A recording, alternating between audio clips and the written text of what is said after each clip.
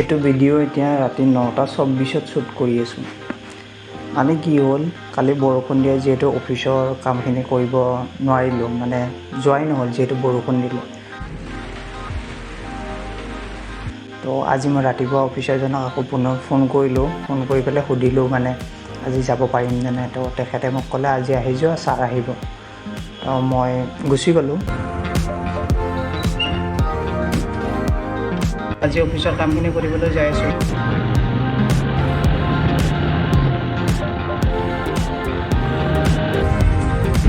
মই যেতিয়া অফিচৰ কামখিনি কমপ্লিট কৰি উভতি আহিলোঁ, এখন ধুনীয়া গাঁওখনৰ নামটো বাৰু মই মেনশ্যন কৰি দিম। चुपके से कहीं धीमे पाँव से जाने किस तरह किस घड़ी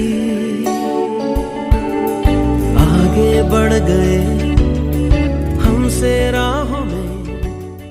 মাজেদি আহি থাকোঁতে আবাহন থিয়েটাৰ যে আছে, আবাহন থিয়েটাৰ মানে য'ত আখৰা হয়, য'ত প্ৰেক্টিচ হয়, সেইটো ঠাইত দেখা পালোঁ আৰু তাতে মই সৰুকৈ ভিডিঅ' এটা বনালোঁ।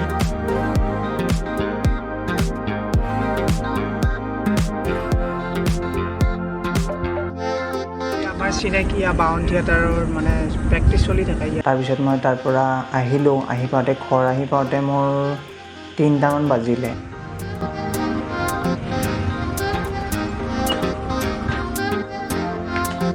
এতিয়া ঘৰ আহি পালোঁ, টাইমটো 3টা বাজিল। তো 3টামান বজাত আহি মই শুই দিলোঁ।